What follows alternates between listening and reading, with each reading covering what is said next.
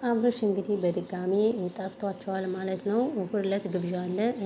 መግቢያ ለአዳራሹ መግቢያ 150 ብር ነው የሚከፈለው። 150 ብር ይከፈላል። እንግዲህ እሁድ ዕለት እንደምታውቁት የክርስትና እምነት ተከታዮች ባህል ነው።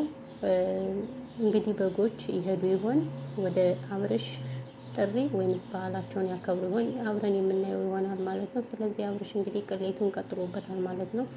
አብርሽና ሩታ እንዳትቀሩ ሲሉ የመዳም ቅመሞችን አሳስበዋል ማለት ነው። ምክንያቱም ከእነሱ ውጭ የሚያይ ስለሌለ ማለት ነው። ስለዚህ ከወዲሁ ተናግረዋል ማለት ነው። በድጋሚ ግብዣ እንዳላቸው እሱም የሚገባበት 150 ድርሃም ነው ማለት ነው። እና ሸቃሊት ተዘጋጅ ማለት ነው። አሁን ሸቃሊት ደሞዝም እየደረሰ አይደለ? በ30 ለነገሩ ገና 10 ቀን ምናምን ይቀረናል ደሞዝ ማለት ነው። ተዘጋጁ ማለት ነው። ሰላም ሰላም፣ ውድና የተከበራችሁ ቻናል ቤተሰቦች እንዴት ናችሁ? ሰላም ናችሁ? ሰላማችሁ ይዛው ያላችሁበት የዓለም ዳርቻ። ለዚህ ቻናል አዲስ ከሆናችሁ ሰብስክራይብ ያደርጋችሁ ቤተሰብ ሁኑ ማለት ነው። ሰብስክራይብ ስለምታደርጉ እናመሰግናለን። እንግዲህ ዛሬ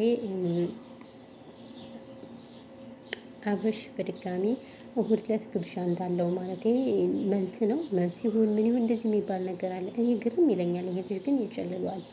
አስባችሁታል? መልስ ቤተሰብ አለ ወይስ ማን አለ? ለማን ነው መልስ እያለ የሰው ብር የሚበዘብዘው ማለት ነው። ስለዚህ እነዚህ ሰዎች በቃ ብሩን የሚጥሉበት አጥተዋል። አስባችሁታል? በተወደደው ኑሮ ድጋሜ አዳራሽ አቤት አቤት! ይሄ ሁሉ የበጎች ስራ ነው። አንሄድም አንፈልግም ከሰው አንታደምም ብትሉ እሱ እንደዚህ አይጨማለቅም ነበር። ነገር ግን እናንተ ናችሁ እንደዚህ እያደረጋችሁት ያላችሁት ማለት ነው። ለራሱ አሮባት የሰው ታማ ስላለ ለራሳችሁ የተመቻቸ ኑሮ ሳትኖሩ እንደዚህ ማድረግ የእውነት በጣም ያናድዳል። በዚህ ልክ ማለት ነው። አዎ መቼ እንደምታደቡ እኔ ግራ ነው የምታጋቡኝ። እውነቴን ነው የምላችሁ። እንደው እናንተ አይደብራችሁም? የሰው ሽንት ቤት ሲጀምር መሄድም የለባችሁም። ከዛ ከግብዣ ተብዬው ማለት ነው።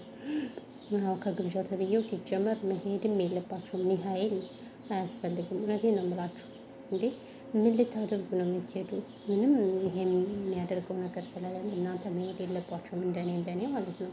ይቅርታ አድርጎልኝና ማለት ነው። ግን እናንተ ተንጋግታችሁ ነው የምትሄዱበት እያላችሁበት እኔ እንደው ከእናንተ ጋር አረብ ሀገር ሴት ተብዬ መሰደቤ ቆጭቶኛል። እውነት ለመናገር ማለት እናንተ ከንቱዎች ሁላ ማለት ነው። አዎ እናንተ ከንቱዎች። ስለዚህ በድጋሚ ጠርቷል ማለት ነው። ምክንያቱም እንግዲህ ቲክቶክ ላይ እንደዛ ሙልጭ አድርገውት እንደዛ ጥብ አድርገውት እሱ መስሚያው ጥጥ ነው። ወደ ኋላም አላለም። ለምን? ያው ብር ነው። ብር እኮ እንደዚህ ያሳብዳል አይደል? ብር ያጨልላል። አዎ ብር ያጨልላል። ስለሚያጨልል ብር ስለዚህ እሱ አሁንም በድጋሚ ጠርቷቸዋል ማለት ነው። ቅመሞችዬን በድጋሚ ጠርቷል። ስለዚህ ያው እንግዲህ ተዘጋጁ። የፋሲካ ነው። የፋሲካ ዕለት ነው። እሁድ ዕለት አይደለ ፋሲካ? ወይ ማሻአላ ብሏል ሙስሊም። ለማንኛውም እንደው እናንተ ምን ጉዶች ናችሁ? ኧረ ምን ጉድ ናችሁ? እስኪ ለቤተሰቦቻችሁ ብር ላኩ። እውነቴን ነው የምላችሁ። አሁን ፋሲካ ነው። ብዙ የኔ ቢጤ ያለ የሚበላው አጥቶ ሜዳ ላይ ያለ እነዚህ እኔ ምን ላርጋችሁ? እንደው እነዚህ ብር ያዋጡትን አበባ ያዋጡትን ልጆች ፎቶአቸውን ብታወጡልን ምን አለ ግን እናንተ ክፉዎች ማለት ነው።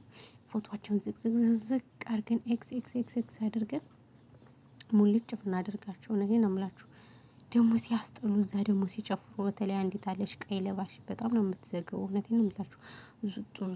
ዙጥ ስትል እውነት በጣም ነው የምታስጠላ። እንደዚህ እንደ በግ ሲነዱ እንዳለ የመዳም ቅመሞች ናቸው የታደጉት ከሰርጉ ማለት ነው። ይቅርታ አድርጉልኝና እንደው አቤት አቤት አቤት! የኛን ብር ሊበላ የተዘጋጀው ሰው ብዛቱ ማለት ነው። እውነቴን ነው የምላችሁ። እኔ በጣም ነው ያናደዱኝ እነዚህ ከንቱዎች ሁላ ማለት ነው። ከንቱ አንድ ነገር ለመዳም አንድ ጩኸት የማይጮሁ ማለት ነው። የምር መዳም ቅመም ስንት ነገር እየሆነች እነሱ እንቅልፏን እያጣች ይጨመላለቃሉ። እነዚህ ጭምላቃዎች። ለነገሩ ጥፋቱ ከእነሱ አይደለም። በእውነቱ ከሆነ ጥፋቱ ከእነሱ አይደለም። ጥፋቱ ከቅመሞች ነው። እውነት ለመናገር እና እንግዲህ ይሄ ነው። ምንም ማድረግ አይቻልም። ለማንኛውም ይሄን ያህል ከነገርኳችሁ መረጃ ይበቃችኋል። ይሄን ያህል መረጃ ከተነገራችሁ ይበቃችኋል። ምክንያቱም ያው እወቁት ብዬ ነው። የምትዘጋጁ ካላችሁ ድጋሚ ለእሁድ ዕለት ጠርተዋል ማለት ነው። መልስ እናትና አባቱን ሳያመጣ መልስ እየከንቱ ማለት ነው። መልስ ጠርቷልና ለዛ መግቢያ 150 ብር። ወይኔ እንኳን 150 ድራማ አውጥቼ ልገባ ማለት ነው። አንድ ብር አላወጣም።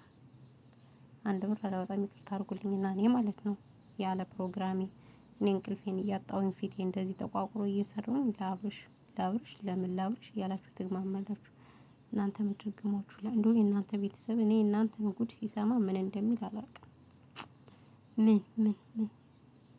ምን እንደሚል በጣም እኮ ነው የምትገርሙት። የምር በጣም እንደ ውጭ ልልል አላችሁ። የምሬን ነው የምላችሁ። በዚህ ልክ መውረድ ፈጣሪ ትዕግስቱን ስጠኝ። ያሳዝናል። የምር በጣም ያሳዝናል። እንደዚህ አንቺ ሰው ሽንት ቤት እያጠብሽ አንቺ ሰው ምን እያልሽ ላለው ሰው ማሽቃበጥ ይሄ ምን እንደሚባል እኔ አላውቅም። እንደው ምን ብዬ እንደምሰድባችሁ እራሱ አላውቅም። ግራ አጋባችሁኝ እኮ እናንተ ሰዎች። ምን ብዬ እንደምሰድባችሁ